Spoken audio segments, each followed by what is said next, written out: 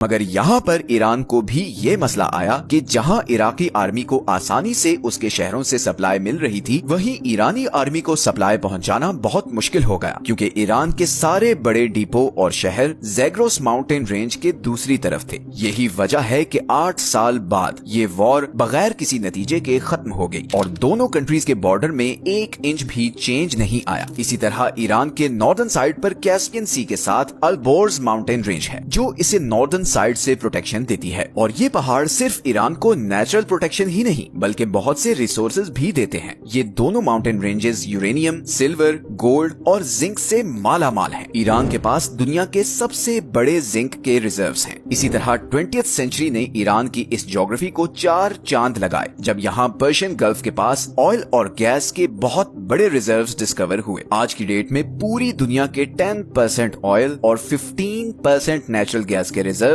Iran के पास हैं। Iran को एक और चीज जो प्रोटेक्शन देती है वो 2500 किलोमीटर लंबी ये कोस्ट लाइन है, जो 2 समुद्रों के बीच डिवाइडेड है। बंदर अब्बास ईरान का सबसे बड़ा सी पोर्ट दुनिया के एक बहुत बड़े choke point strait of Hormuz से सिर्फ 70 किलोमीटर दूर है, और यही पॉइंट आज ईरान का सबसे बड़ा जियोपॉलिटिकल लेवरेज भी है। अगर ईरान अपनी नेवी के जरिए ये पॉइंट ब्लॉक कर दे तो पूरी दुनिया की इकोनॉमी कोलैप्स कर जाएगी, क्योंकि दुनिया की 15% एनर्जी सप्लाई यहाँ से गुजर कर एशिया और यूरोप को जाती है। अब अगर फर्ज करें कि कोई ये कोस्ट लाइन और ये 2 माउंटेन रेंजेस क्रॉस करके ईरान के अंदर आ भी जाए, तो यहाँ पर दूसरा सबसे बड़ा बैरियर ये दश्ते लूत और कविर रेगिस्तान है। लूत डेजर्ट को the hottest place on earth कहते हैं, क्योंकि 2005 में यहाँ पर 70 डिग्री टेम्परेचर रिकॉर्ड किया गया था। इस टफ और एबनॉर्मल ज्योग्राफी की वजह से ही ईरान को कॉन्कर करना ऑलमोस्ट इम्पॉसिबल रहा है। लेकिन आज की डेट में जो दूसरी चीज ईरान को इतना पावरफुल बनाती है वो है उसकी जियोपॉलिटिकल स्ट्रेटजी। सबसे पहले अगर हम ईरान के डेमोग्राफिक्स को देखें तो इसकी पॉपुलेशन तकरीबन 9 करोड़ है, जिसमें 95% शिया मुस्लिम हैं। ईरान में 62% लोग पर्शियन हैं, 16% आज़ेरी, 10% कुर्द और बाकी 12% बलोच, लूर, अरब और तुर्किक हैं। अब 1979 की शिया रेवोल्यूशन से पहले ईरान एक लिबरल कंट्री था और इस खित्ते में अमेरिका का एक बहुत स्ट्रॉन्ग एलाय भी था। इवन उस जमाने में अमेरिका ईरान को मिलिट्री जेट्स तक सप्लाई किया करता था। लेकिन फिर इमाम खोमेनी के आने के बाद यहाँ के सारे डायनामिक्स चेंज हो गए। आपको ये जानकर हैरत होगी कि 1979 से पहले ईरान और इसराइल के आपस में बहुत अच्छे रिलेशंस थे। इनफैक्ट ईरान 1948 में इसराइल को एक्सेप्ट करने वाला दूसरा सबसे बड़ा मुस्लिम मेजॉरिटी कंट्री था। लेकिन इमाम खोमेनी ने आते ही पैलेस्टीनियंस की सपोर्ट में आवाज उठाई और ऐलान किया